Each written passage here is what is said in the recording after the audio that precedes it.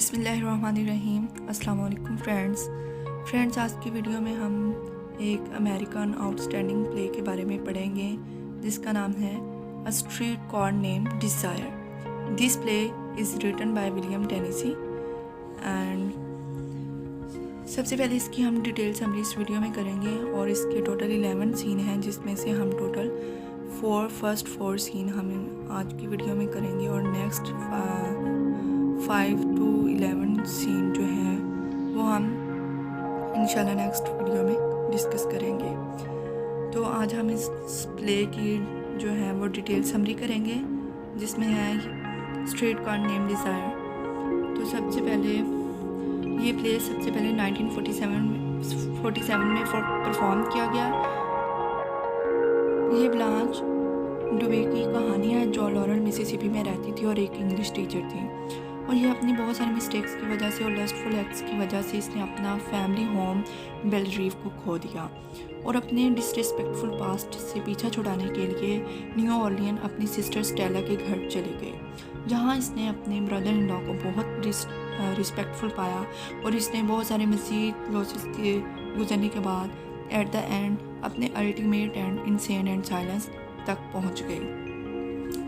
अब इसकी हम डिटेल समरी से पहले इसके कैरेक्टर्स के बारे में जान लेते हैं। इस प्ले की जो समरी के मेन कैरेक्टर हैं, इस प्ले के जो मेन कैरेक्टर्स हैं वो हैं ब्लांच, स्टेला, स्टैनली, मीच, यूनिस, एलन ग्रे। ब्लांच, सबसे पहले हम ब्लांच को डिस्कस करते हैं। ब्लांच जो है वो एक लॉरेल मिसिसिपी में एक स्कूल टीचर की जॉब करती रही है मगर फिर उसे जॉब छोड़ना पड़ी। इसकी उम्र तकरीबन राउंड अबाउट 30 ईयर्स है। इसकी शादी हुई थी मगर इसके शौहर ने, इसके हस्बैंड ने खुद को गोली मारकर शूट कर दिया। ब्लांच पे बहुत सारा कर्जा था जिसकी वजह से इसको अपना एंसेस्ट्रल होम बेलरीव अपने क्रेडिटर्स को देना पड़ा। बेलरीव इसके भाई घर का नाम था। हम देखते हैं कि ये लड़की जो है अपनी रियलिटी को हाइड करने की कोशिश करती है और इल्यूजन्स में रहना पसंद करती है। अपने हस्बैंड की अर्ली डेथ की वजह से अपनी सेक्सुअल डिमांड को पूरा करने के लिए स्ट्रेंजर्स के साथ रिलेशंस बनाती है और एक्चुअल में ये लाइफ को एज इट इज़ स्किप जाए एज इट शुड बी बनाना चाहती है, इसलिए ये रियलिटी को फेस नहीं करती और ये अपनी बढ़ती हुई उम्र और खूबसूरती को भी खो देने से खौफजदा है। इतनी खौफजदा कि इवन कि वो फुल लाइट में भी अपने घर से बाहर नहीं निकलती क्योंकि कोई इसकी फेडेड लुक ना देख ले। अब नेक्स्ट कैरेक्टर है स्टेला कॉल्स्की।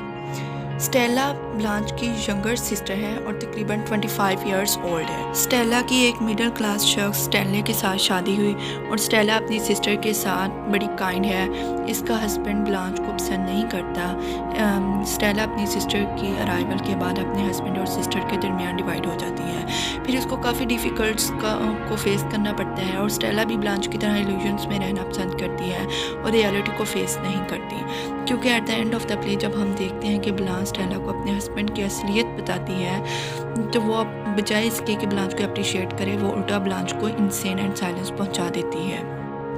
और अब नेक्स्ट कैरेक्टर है स्टैनली कॉल्स्की का जो कि स्टेला का हस्बैंड है और अपने फ्रेंड्स के साथ बहुत लॉयल है, वाइफ के साथ बहुत पैशनेट है लेकिन समटाइम वाइफ के साथ बड़ा जालमाना रवैया भी करता है और ब्लांच को बहुत डिसलाइक करते हैं और हार्टलेसली क्रूअल है ब्लांच के लिए और उसकी एज जो है वो राउंड अबाउट 30 इयर्स है और वर्ल्ड वार 2 में भी वो लड़ चुका है और अब ये ऑटो पार्ट सेल्समैन की जॉब करता है। अब नेक्स्ट कैरेक्टर है मिच मिचेल हारोल्ड का। मिच जो था वो स्टैनली का आर्मी फ्रेंड था, को-वर्कर और पॉकर बडी था।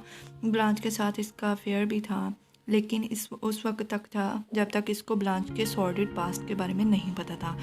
जब इसको ब्लांच के पास्ट के बारे में पता चलता है तो वो ब्लांच को छोड़ देता है। इसकी एज भी तकरीबन 30 इयर्स होती है। अब नेक्स्ट कैरेक्टर है यूनिस। यूनिस जो है वो स्टेला की फ्रेंड है और इसकी नेबर भी होती है। एंड नेक्स्ट कैरेक्टर है एलन ग्रे। एलन ग्रे वो शख्स है जिसके साथ ब्लांच की शादी होती है। टीन एज में ही इनकी शादी हो जाती है और एक दफ़ा ब्लांच ने एलन ग्रे को एक ओल्ड मैन के साथ बेडरूम में देखा और जब ब्लांच को पता चला कि एलन ग्रे का एक ओल्ड एज के बंदे के साथ इसका रिलेशन है और ये होमोसेक्सुअल है, फिर इसने एलन ग्रे को काफ़ी क्रिटिसाइज़ किया। जिससे एलन ग्रे ने दिल बर्दाश्ता होकर सुसाइड कर लिया। अब इसकी डिटेल समरी करेंगे। इसमें टोटल 11 सीन। फर्स्ट में हम देखते हैं कि ब्लांच अपनी बहन स्टेला का घर ढूंढ रही होती है और फिर इसको यूनिस मिलती है और वो बताती है कि ये वही जगह है जिसको वो ढूंढ रही है, कि स्टेला का घर यहीं पर है। ब्लांच अपनी बहन स्टेला को मिलने आती है न्यू ऑरलेन में जहाँ पर एक फ्रेंच क्वार्टर में वो स्टेला रह रही होती है। जब ब्लांच इसके घर जाती है तो ब्लांच को वो जगह बिल्कुल भी पसंद नहीं आती और वो स्टेला से फ्रैंकली कह देती है कि ये जगह बिल्कुल भी उसे अच्छी नहीं लगी और वो स्टेला को बताती है कि इसलिए यहाँ आई है कि वो मुसलसल टीचिंग से थक चुकी है। फिर ब्लांच स्टेला को बताती है कि वो कुछ अर्सा स्टेला के साथ ही रहेगी। उसके अलावा वो इतनी हैरान होती है कि स्टेला उस जगह रहती है, लेकिन स्टेला अपने हालात से बहुत मुतमिन होती है और स्टेला बताती है कि वो बहुत खुश है यहाँ पर और अपने हस्बैंड से भी बहुत मोहब्बत करती है। फिर जब वो बातें करती हैं और बात आगे बढ़ती है, ब्लांच स्टेला को बताती है कि इसका बाई घर जो था एंसेस्ट्रल होम बेलरीव उसे खो चुकी है। वो ये कहती है कि स्टेला तो शादी के बाद यहाँ आ चुकी थी, मगर फैमिली के सारे मेंबर्स जो हैं वो एक के बाद एक बीमार होते गए और उनकी नर्सिंग करते करते ब्लांच के जो नर्व्स थे वो शैटर्ड हो गए और आखिरकार बेलरीव को खो दिया। स्टेला इस बात पर बहुत दुखी हुई और वॉशरूम में जाकर रोने लगी। फिर उस वक्त स्टैनले भी आ जाता है और ब्लांच उसे अपना तारुफ करवाती है। स्टैनले जो है वो ब्लांच से बहुत स्ट्रेट फॉरवर्ड क्वेश्चन करते हैं, बहुत स्ट्रेट फॉरवर्ड बातें करता है, उसकी प्रीवियस लाइफ के बारे में पूछता है, उसकी मैरिड लाइफ के बारे में क्वेश्चन करता है। तो ब्लांच जो है वो उसकी इस एटीट्यूड से बहुत ज़्यादा नर्वस हो जाती है कि ये मुझसे इस तरह के क्वेश्चन क्यों कर रहा है। तो फिर आगे नेक्स्ट सीन नंबर 2 स्टार्ट होता है। फिर स्टेला आती है, स्टैनले को कहती है कि मैं और ब्लांच जो है हम दोनों बाहर जा रहे हैं मूवी और डिनर पर, और स्टैनले को सजेस्ट करती है कि वो घर पर ही रहें, अपार्टमेंट में ही पोकर गेम। लेकिन स्टैनले जो है वो इस बात पर एग्री नहीं होता और वो बहुत ज़्यादा नाराज़ होता है, परेशान होता है बेलरीव के खो जाने पर, और वो यही चाहता है कि वो इस पर मज़ीद बात करें, डिस्कस करें इस बात पर, कि बजाय इसके कि ये बाहर जाएं बल्कि इस बात पर, इस टॉपिक पे बात करें बेलरीव के बारे में। स्टैनले जो है वो बेलरीव के पेपर्स देखना चाहता है। फिर वो स्टेला को नेपोलियनिक कोड के बारे में बताता है कि हर वो चीज़ जो बीवी के है इस पर शोहर का भी हक होता है, इसलिए स्टेला का जो लॉस है वो इसका भी है और वो नुकसान उठाना नहीं चाहता। स्टैनले वो तमाम ड्रेसेज और ज्वेलरी उसकी देखता है और ये जानना चाहता है कि इसके पास ये सब लेने के लिए पैसे कहाँ से आए। स्टेला बात को ख़त्म करने के लिए पोर्च में चली जाती है और ब्लांच स्टैनले से फ्रैंक होना चाहती है और वह ये चाहती है कि स्टैनले जो है उसकी तारीफ़ करे, मगर स्टैनले कहता है कि वो ऐसे लोगों को पसंद नहीं करता, वो सिंपल लोगों को पसंद करता है। फिर स्टेला आती है, उससे बात करना चाहती है, मगर ब्लांच जो है उसे बाहर कोक लेने के लिए भेज देती है। स्टैनले जो है उससे बेलरीव के बारे में पूछता है, उससे पेपर मांगता है। फिर ब्लांच उसे पेपर देती है जिसमें प्लांटेशन लॉन की डिटेल होती। फिर स्टैनले कहता है कि मैं इसलिए शक में हूँ, अब मुझे फाइनेंशियली केयरफुल होना पड़ेगा क्योंकि स्टेला का बेबी होने वाला है, इसलिए हमें अपने आप को फाइनेंशियल सिक्योर होना चाहिए। अब इसमें देखते हैं कि ब्लांच स्टैनले के साथ बहुत जल्दी रिलेशंस कायम कर लेती है। फिर इसके बाद पोकर्स के प्लेयर आने लग जाते हैं जो स्टैनले ने पहले से डिसाइड किए होते हैं। ब्लांच और स्टेला बाहर चली जाती हैं और फिर सीन नंबर 3 स्टार्ट होता है। सीन नंबर 3 में हम देखते हैं कि ब्लांच और स्टेला बाहर चली जाती हैं डिनर और मूवी के लिए। फिर जब शाम को वापस घर आती हैं तो वो ये देखती हैं कि स्टैनले जो है अभी भी अपने फ्रेंड्स के साथ पोकर गेम खेल रहा है। तो वहाँ पर ब्लांच जो है वो मिच से मिलती है। ब्लांच को जो मिच है वो बाकी लोगों से बहुत ज़्यादा सेंसिटिव और अच्छा लगता है और मिच को भी वो बहुत ज़्यादा सेंसिटिव और अच्छी लगती है। फिर वो रेडियो ऑन करती है और रांबा म्यूज़िक सुनने लग जाती है। स्टैनले जो है वो ब्लांच को मना करता है कि रेडियो ऑफ़ कर दो। फिर वो रेडियो ऑफ़ करके मिच से बातें करने लग जाती है, उसको अपनी जॉब के बारे में बताती है, अपनी एक्सपीरियंस के बारे में बताती है। फिर बेलरीव के बारे में बताती हैं किस तरह उस पर कर्जा चढ़ा, किस तरह उसने खो दिया। फिर लेकिन एक्चुअल रियलिटी को छुपाती है और अपनी मिस्टेक्स को छुपाती है, उसको मतलब क्लियर नहीं करती कि मेरी इसमें मिस्टेक थी। फिर जो है वो दोबारा ऑन कर लेती है रेडियो को। तो इस बात पर ना स्टैनले को बहुत गुस्सा आता है। उसने कहा कि मैंने मना भी किया फिर भी इसने ऑन कर लिया दोबारा। तो उसने ना स्टैनले आता है और फिर वो रेडियो उठा के विंडो से ज़ोर से बाहर फेंक देता है। तो स्टेला आती है और वो चीखती है कि मेरी बहन के साथ इस तरह का बिहेव किया तुमने।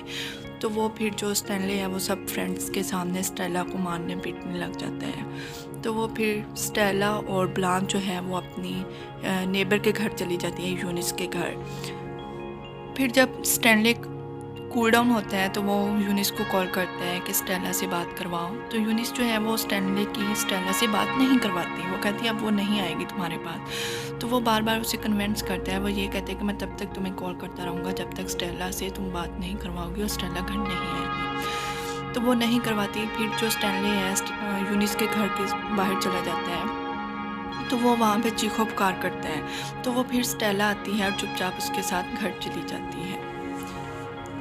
अब इसमें सीन नंबर 4 स्टार्ट होता है। अगली सुबह ब्लांच जो है वो यूनिस के घर में ही थी, हिचकिचाती हुई डरती हुई बाहर आती है। तो आगे से स्टेला को देखती है तो स्टेला के साथ गले लग जाती है।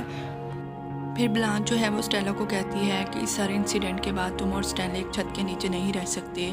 स्टैनले जो है वो एनिमल हैबिट्स रखने वाला इंसान है और स्टोन एज का आदमी है, और मेरा एक दोस्त है शेफ हंटली, मैं उसको कहूँगी वो हमें यहाँ से ले जाएगा, फिर हम उसके साथ रहेंगे और तुम इसको छोड़ दो स्टैनले को। ब्लांच स्टेला को कहती है कि तुम एक सिविलाइज्ड औरत हो, सिविलाइज्ड टाइप की औरत हो, लेकिन स्टैनले जो है वो एक स्टोन एज का आदमी है। तो वो ये सारी बातें सुन लेती है, लेकिन वो ये ब्लांच को कहती है कि मैं खुश हूँ, सेटिस्फाई हूँ, उसने ड्रिंक किया था इसलिए उसने इस तरह का बिहेव किया, लेकिन मैं खुश हूँ, अब मैं ठीक हूँ। फिर वो ये कहती है कि मैं अपने हस्बैंड से बहुत ज़्यादा मोहब्बत करती हूँ, मैं यहाँ से कहीं नहीं जाऊँगी, मैं यहीं पे रहूँगी। तो ये सारी बातें जो हैं वो स्टैनले सुन लेता है। तो वो ब्लांच को कुछ कहता तो नहीं है, लेकिन वो यहाँ से ये सोचकर चला जाता है कि जैसे वो इसको बर्बाद कर देगा। दिल ही दिल में उसने ये सोचा होता है, लेकिन वो उससे कहता नहीं है। तो यहाँ तक सीन नंबर 4 जो है वो हमारा कंप्लीट हुआ है।